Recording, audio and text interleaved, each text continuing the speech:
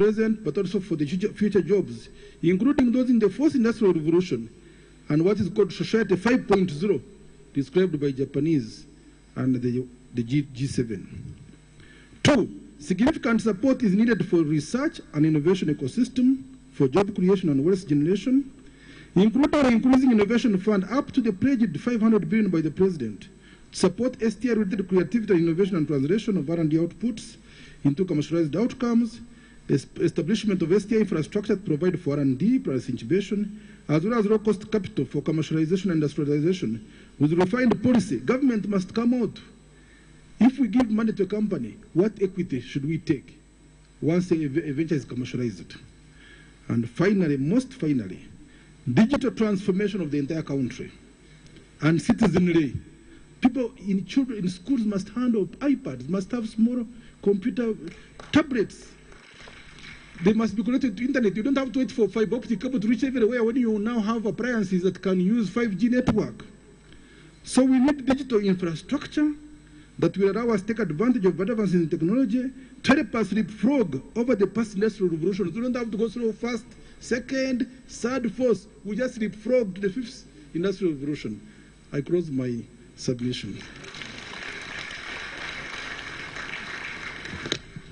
Thank you so much, Dr. Honorable Tumwesde.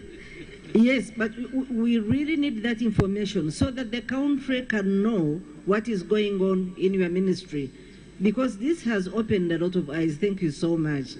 And now I'll call upon Professor Pamela Mbabazi Kasabiti, Chairperson of National Planning Authority, to make her presentation. Join me in welcoming her. Madam Chair, my Minister of Finance, Planning and Economic Development, honourable ministers here with us present, members of Parliament here with us present, distinguished guests, distinguished participants, ladies and gentlemen. Honourable Minister, Madam Chair, I was asked to explain briefly the critical challenges that undermined the attainment of NDP 1 and NDP 2 strategic objectives, and the lessons learned and how these can be addressed in NDP 3. Madam Chair, dear participants, the major challenges that prevented us from achieving our objectives in NDP 1 can be summarized as the major ones, 3 basically. And 1 was insufficient or rather limited alignment of the budget frameworks to NDP 1. The focus at the time was different between the outputs and results. And in addition, there was no sufficient alignment of the ministries, sectors, and local government activities to NDP 1. In other words, the ministry's targets and results and outputs were not talking to the National Development Plan 1. And as another related factor really was to do with the fact that at the time the country had just reverted back to planning from PEEP. And Ugandans at the time didn't really understand what national planning is all about and entails. And as such, the results were also not well articulated.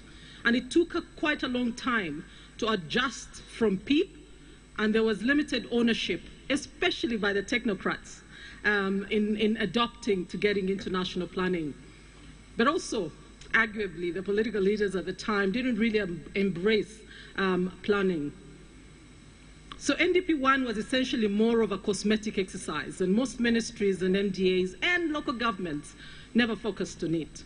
The other major challenge that prevented us from achieving our results in NDP 1 was the fact that it was too broad and wide and not really focused. NDP 1 was a very big book, approximately 200 and plus, or 2,000 and plus pages, and it was not focused at all, and it was difficult to implement from the word go. And you will agree with me, dear participants, Madam Chair, that if we don't prioritize as a country, we'll get swarmed up in the floor. And this is something different we're coming up with in NDP3.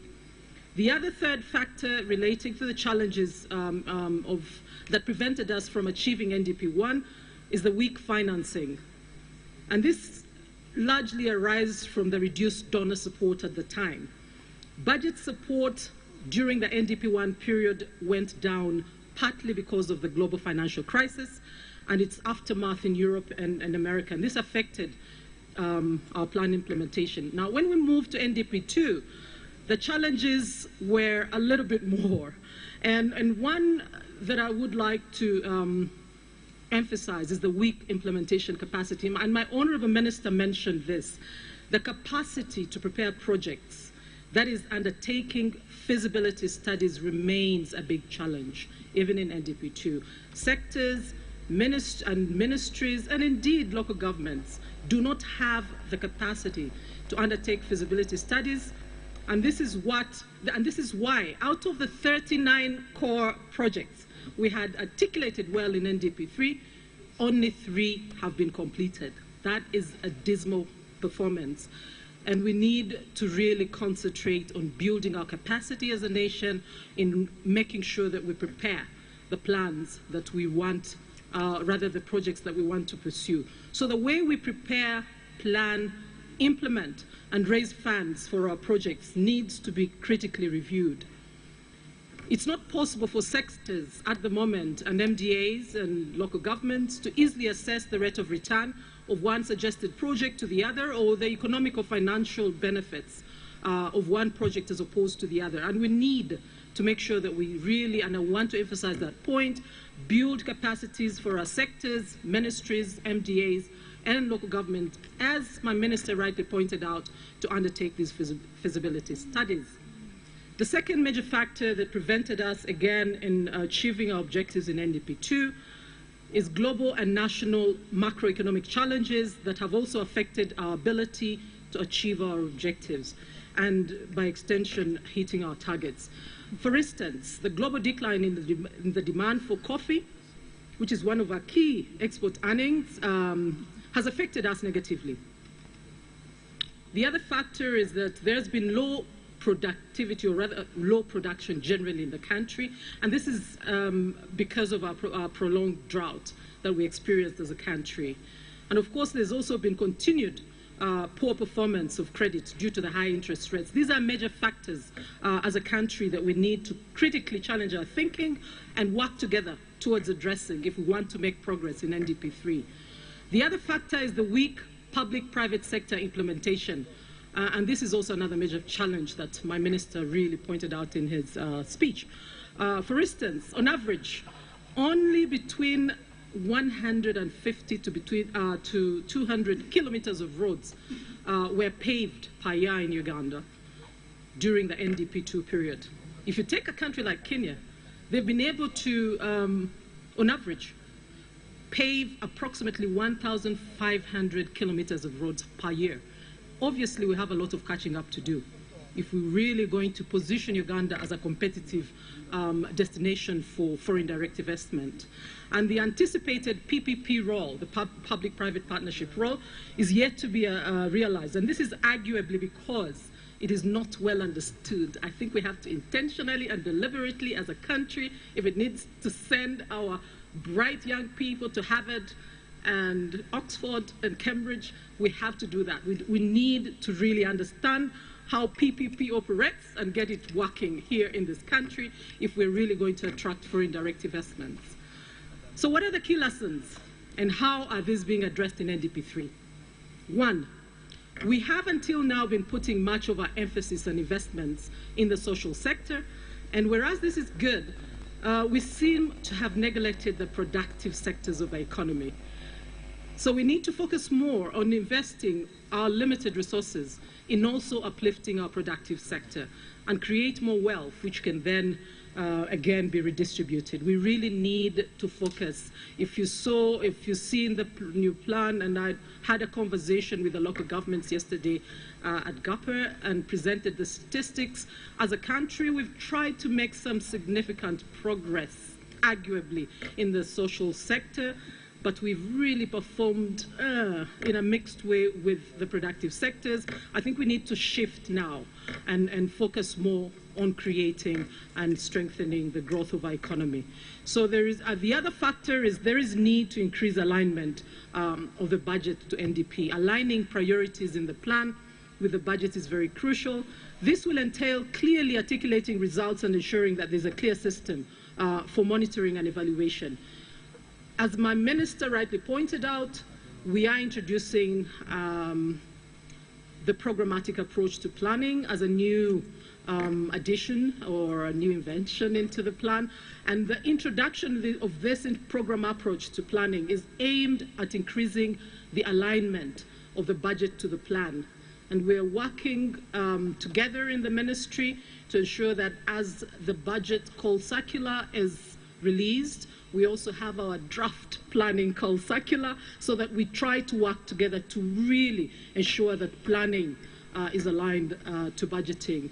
And as the minister noted, one of the sectors that is a low-hanging fruit is the tourism sector. Uganda is gifted by nature and with a really, really amazing population of Ugandans with varying cultures. If we can manage, and we will, to brand and market the country well, we can easily attract a swarm of tourists and change our country in a very, very short time.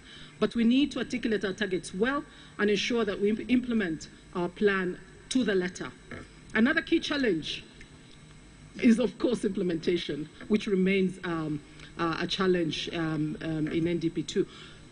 We need to reduce the wastage and duplication in government by fast-tracking the rationalization of government departments and quickly adopt the review report being worked on by the Ministry of Public Service. We need to make sure we get value for money, and as I noted before, we need to build our capacity to implement projects. In NDP3, we want to only include core projects whose feasibility studies have been done and we can clearly ascertain or establish the internal rate of returns and their financial and economic benefits. All government departments' capacities, as I mentioned before, to plan and prepare projects must and will need to be strengthened. We also need to focus more on infrastructure or rather to increase competitiveness. Roads, rails, electricity, ICT, air transport, these need to be aligned towards strengthening our country to be more competitive. But also human capital development will be key in triggering our transformation. And Madam Chair, there is need to enhance government participation in direct investments to fill the gaps not already filled by the private sector. And again, I must stress, we need to really find the way we can make PPP work. Other countries have been able to leapfrog into becoming middle income, largely because they've got it right. So we need to follow suit. And as my minister rightly pointed out, we will need to increase the role of government in the economy by, among other things, giving tax incentives, but also strengthening UDC. So, Madam Chair, as I give the final remarks, what are some of the issues that are different in NDP3? Madam Chair, distinguished participants, based on the lessons learned and what I've just highlighted, NDP3 will try to consolidate the gains achieved so far in our economy, as highlighted by my Honourable Minister in his speech earlier this morning, and it will aim at addressing some of the challenges that I've shared with you right now. As such, our priorities will remain largely in agriculture, tourism, minerals and oil, and the abundant labour, but also increasingly, as my minister stressed, promoting a knowledge-driven economy through STI, as Honourable Roida also emphasized, will have to be key. Our focus under NDP3 will therefore be on how to exploit the existing viable natural resources in order to drive growth, and as I noted, promoting a knowledge-driven economy through strengthening SEI. For growth to happen, however, resource-led industrialization will be key for triggering increases in household income. The increased role of the state will also be key. Whereas in the previous NDPs, the private sector was assumed to drive growth. Under NDP3, the increased role of the state in the development process will be strengthened in order to exploit fully the quasi-market and the PPP approaches in development. In this case, government will seek to invest either wholly or jointly with the private sector in strategic enterprises and other investments in order to spur growth in a balanced manner across the country. Infrastructure investments, as I mentioned, will need to be targeted to specific investments. For example, industrial parks, tourism circuit roads, energy transmission to selected industrial parks and zones, but as well irrigation infrastructure for smallholder farmers. Hence, other than those projects that will be rolled over, the NDP3 will prioritize infrastructure for tapping opportunities. Madam Chair, dear distinguished participants, infrastructure maintenance will also be key in NDP3 in order to sustain the already established stock. And the balancing of social and infrastructure investments will be a priority. NDP3 will strive to create a balance between the social and productive infrastructure investments. This will purposively be done in order to address the issues of inequality and reduce the subsistence economy.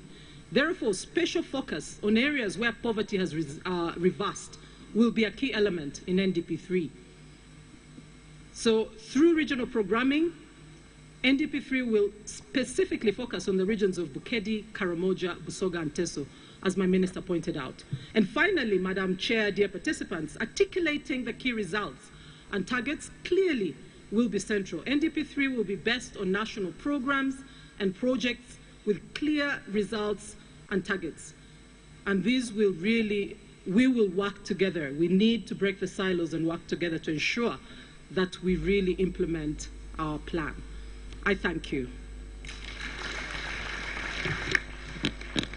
Thank you so much, Professor.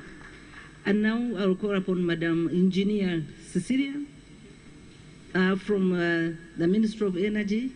You will say the rest.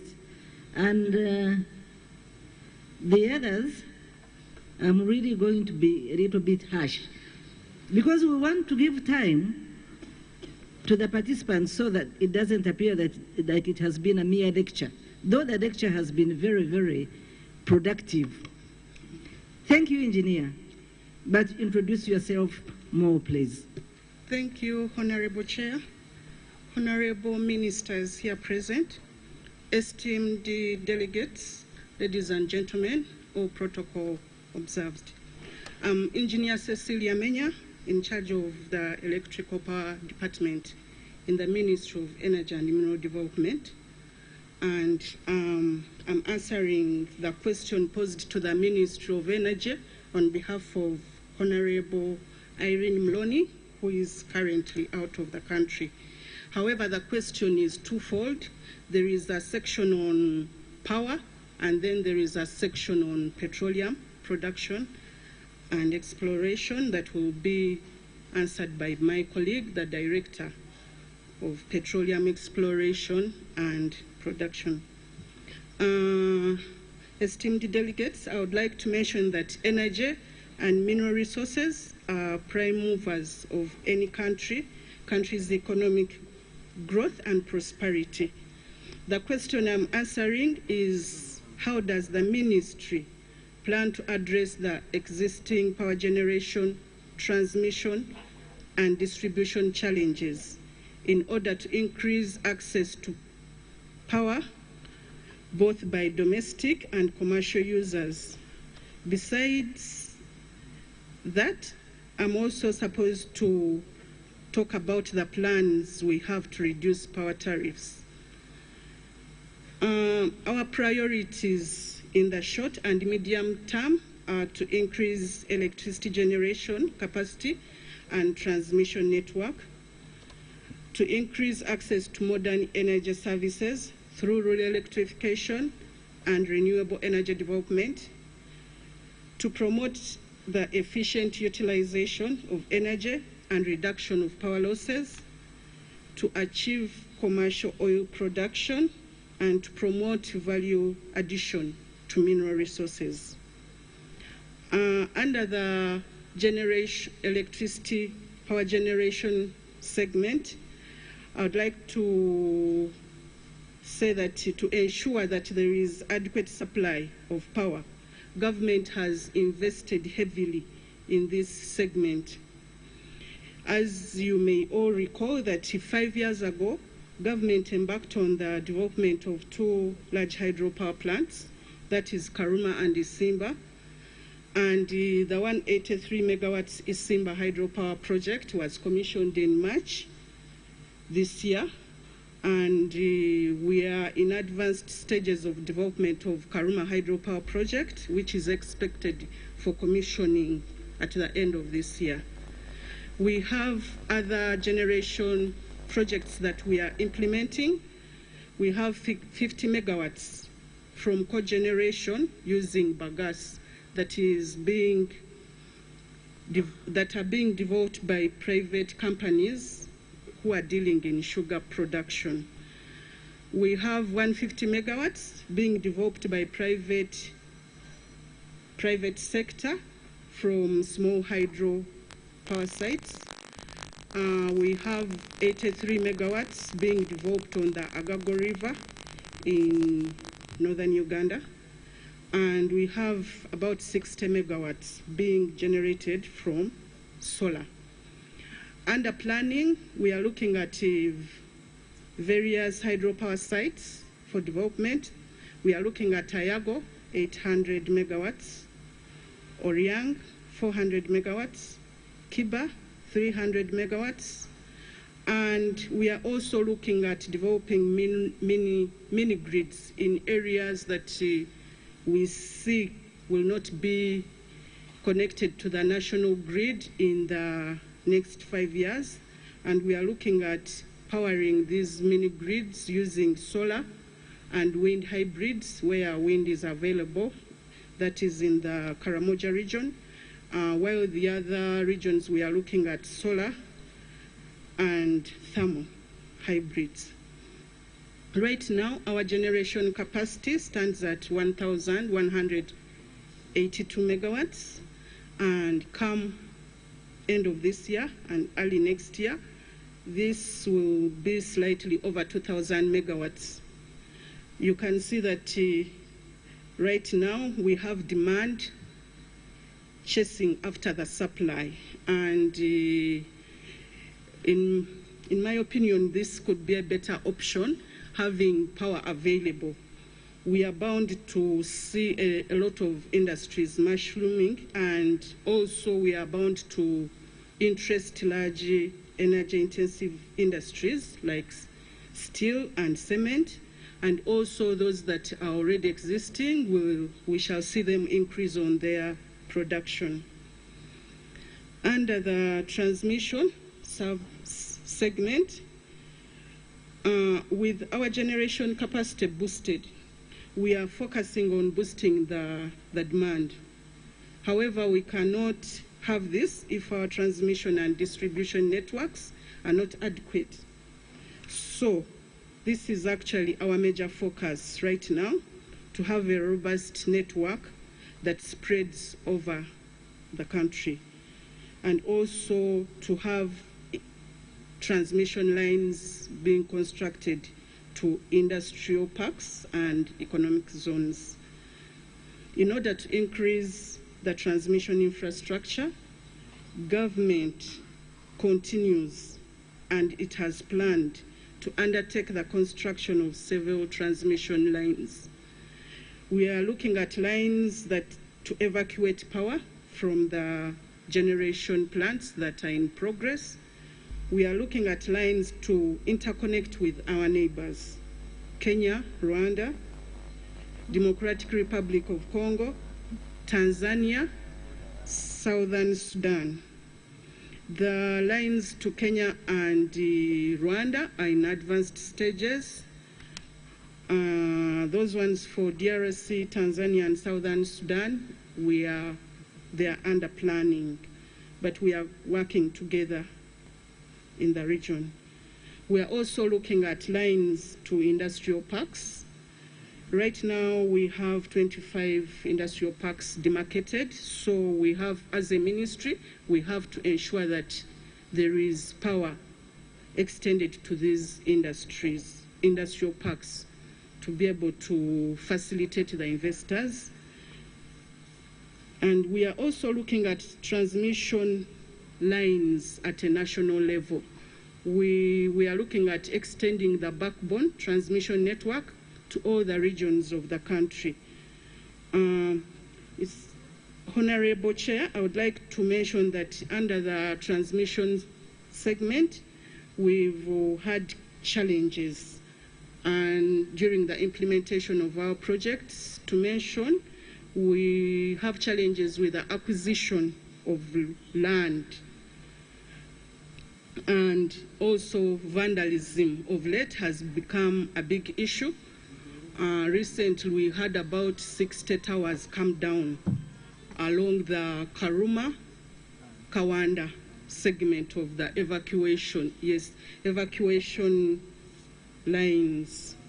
So really vandalism is becoming a problem, but right now we are working together with the security agencies and different stakeholders to ensure that this is stopped, at least or reduced. We are also reviewing the Electricity Act to put in place stringent measures to be able to punish the culprits once they are gotten. Under the distribution subsector, we are working on the distribution network and rural electrification based on the Rural Electrification Strategy and Plan 2013 to 2022. The strategy aims at increasing the electrification rate from the current 26% by 2022. And this translates to 1,415 new connections on the grid and off-grid, and also aims at positioning the country to achieve the government vision of universal access by 2040. We are going to continue implementing this strategy in the medium term in regards to the distribution. This strategy considers various options. It looks at extending the grid. It looks at promoting the uptake of solar energy, mainly the solar home systems. But like I mentioned, for those areas very far away from the grid, we are looking at mini grids. We are promoting mini grids to be powered by solar and thermal hybrids. To increase access, government is implementing various programs. In August 2018, government launched the Electricity Connection Policy 2018 that aims at increasing the number of domestic and commercial consumers to the national grid from the current level of 27% to 60% by 2027. The consumers will need to have their premises wired and pay the inspection fee, while government will provide the necessary infrastructure. Government, through the Rural Electrification Agency, has also embarked on a program to fast-track rural electrification through the electrification of sub-counties, all the sub-counties in the country. We are also, like I mentioned, we also have off-grid programs looking at increasing the use of solar home systems and mini grids. We really need to have these three segments of power delivery, that is generation, transmission, and distribution, being implemented concurrently. Because when you look at generation, the planning period for generation usually is very long. To have the large hydro power projects get constructed, it can take about from 5 to over 10 years. So much as we have generation right now boosted, we still need to continue planning such that in about 5 years, we can still have other generation projects, large, commence. In regards to plans to reduce tariff, government has put in place a strategy to reduce tariff to affordable levels for all consumer categories. So far, the tariff for Bujagali hydropower project has been reduced from 10.6 to 7.91 US cents, running from 2018 to 2032. This tariff reduction of about 15% has been applied to the extra large industries that are now paying 5 cents per kilowatt hour during the off hours. In addition, we are implementing other measures like increasing the demand. And to increase the demand, we are looking at various ways, different ways. One of them being to accelerate connections by making new connections affordable for the rural community, and that is in regards to the already policy I've mentioned, that is the electricity connection policy. Then the other measure to increase on demand, we are looking at development of industrial parks. As a ministry, we have to ensure that power is there, because if you have power, then you interest a number of industries to come and set up in these parks that have already been demarcated. Already we have 4 industrial parks that are at construction stage, especially to increase the industrial demand by 200 megawatts in the short term and 500 megawatts in the medium term. And we have about 5 that are in advanced stages of planning. The other measure is to attract new large energy intensive industries, such as the Sukuru Hills phosphate industry and expansion of already existing steel and cement industry production capacity. To increase on the demand also, we are looking at management of the demand side and energy efficiency measures. We do promote energy efficiency measures in the ministry, and we are also promoting the time of use electricity pricing signal for large industry consumers, where tariffs of peak consumption are currently half those at peak. So we are encouraging them to use that time to produce. We are also looking at increasing efficiency in the electricity supply industry through loss reduction and energy efficiency measures. That is the end of my presentation, but I would call on my colleague to present on petroleum. Thank you.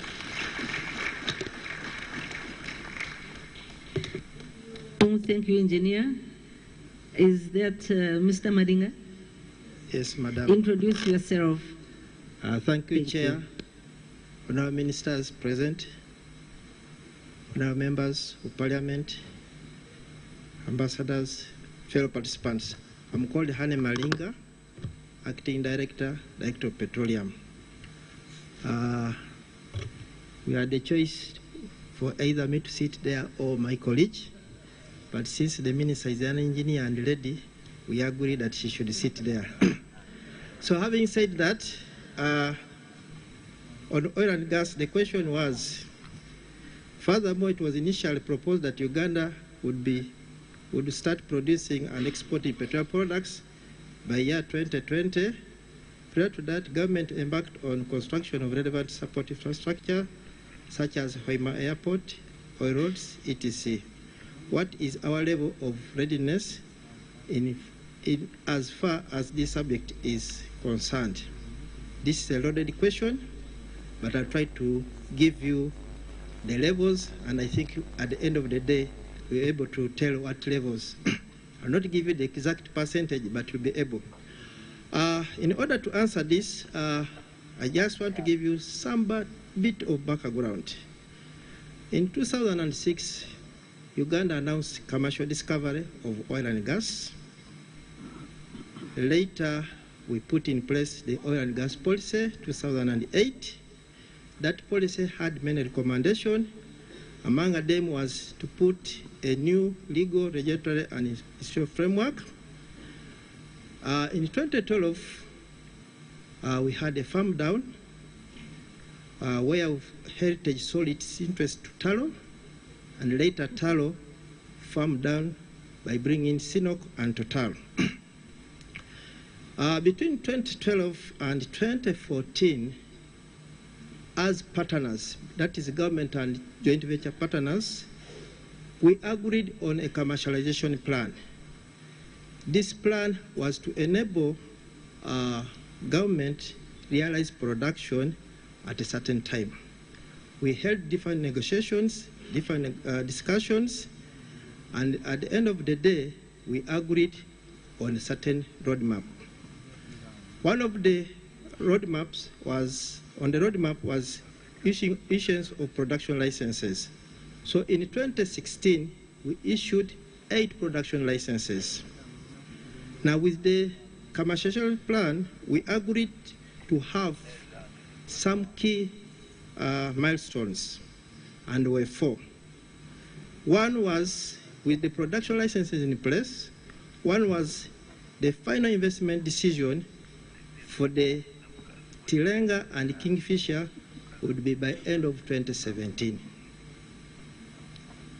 making the first oil in 2020. The second one was refinery FID by end of 2017, making refinery commissioning being end of 2020. The third one was export pipeline, which would be by end of 2017, and with export ready for export by 2020. And the fourth one would be feeder pipelines. These are the pipelines which move from the field to the central processing facilities by end of 2020. So that was the agreed roadmap at that time. Now, what have we done? On the infrastructure, we have progressed, and I want to thank UNRWA and the government at large that many roads have been put in place and bridges. The second one was the construction of the international airport in Hoima. This was to enable the shipping in of equipment. And as per the plan was that come Q3 of this year, that is Q3 of 2019, to be ready. But we had some challenges. As we talk now, it's about 28% complete. On connection of the national grid, electric grid to the area, that one we agreed that come in Q 2017 to be Q4 in 2017 to be ready, but we have hit some challenges, but it's something which is being done, and it's good. My colleague mentioned about the plan as far as putting the backbone, electric backbone in place. On the issue of land acquisition, government took serious steps. We managed to acquire the 29 square kilometers in Hoima, which is going to house the refinery, supporting infrastructure like the airport and the chemical factories. That one has been concluded, though we have some remnants of like maybe less than 1% to compensate, but the infrastructure, the land is there. On environmental social impact assessment, we agreed on a roadmap whereby we would have the Tilenga, which is the central processing facility for the northern part of the Albertine Graben, ready. That one, we did it last year in November. There was a public hearing, and NEMA has already issued a certificate. It has given it a green light. For the Kingfisher development area, the public hearing was done this year in June, and we're in the process of, we are waiting for NEMA's decision whether the project should go forward or not. For the crude export pipeline, there are a lot of things which have been done. The FEED was submitted to government. We are yet to conclude. But what are the companies doing? They have done the environmental social impact assessment, and the process is ongoing. So the documents are now at the different districts, at different offices for display in order for the public to make comments and submit. And soon we shall be having public hearing, maybe in October. For the Lake Albert water abstraction process, we have initiated as a government, and you know when you talk of Lake Albert, you know you're talking of many countries, about 7 countries in the Nile Basin. So through Ministry of Water and Environment, we have started engaging the necessary stakeholders to see how far we can go with that. Now, what have been the issues? On the final development, there was a first attempt in 2015 to 2016, when we were about to conclude to sign the project framework agreement. The company which we had identified couldn't do it, so we had to go back to the drawing board. So that one started affecting the time frame. We had to go back and do the second one, which is ongoing. So last year, we identified a consortium, which in April we signed the project framework agreement, and in September they commenced the work. And this one will take about 24 months before they come up with pre-FID. For the crude oil export pipeline, I've already told you that we are in the process, but we hope that with what is going on, that we shall resume and have further discussion. Now, there are other infrastructure which are needed for us to commercialize, to have the oil commercialized. The Kavala Industrial Park, we have managed to hand over the land to Uganda National Company, which will be in position to look for potential investors so that we have the PPP in place. For the country to benefit, government has worked very hard to make sure that the legal and regulatory framework is in place. And recently, that is last year in June, we put in place the National Oil and Gas Local Content Policy, which has requirements for one to participate in oil and gas. This is to enable the local companies, Ugandan companies, to participate in oil and gas. So we are in the process of implementing this, and we hope that with what Minister of Education has told us, skilling Ugandans, what Minister of Science and Technology has told us, mention industry, all those ones, we need them for us to participate. Now, Mr. Madinga, you need to summarize. Yes, I'm summarizing. Thank you very much. With all that, 2 minutes. What do we have? We have some challenges, or we have challenges. One, for one to commercialize oil and gas, we need a lot of funding. We have a challenge of funding gaps to enable us to put in place the required infrastructure. My colleague talked about land compensation. Some of this infrastructure will be going through people's land. There is a process of doing RAP, but compensation has become a challenge. Thirdly, we established a Uganda National Company specifically to participate on behalf of government. But UNOC has a challenge. There is not enough financial equity. So since we have Minister of Finance and it is a shareholder, please take that seriously. Otherwise, we shall have UNOC by name, but when it comes to doing work, they will not be there. And lastly, I want to assure you, as much as we had talked of 2020, later 2022, we hope that the news which is going around, we shall be able to sit down with the JVs and come up with a better roadmap. I submit. Thank you so much, Energy, for energizing us. And now, Uganda Manufacturers Association, are you ready? Mr. Adan Senyondwa.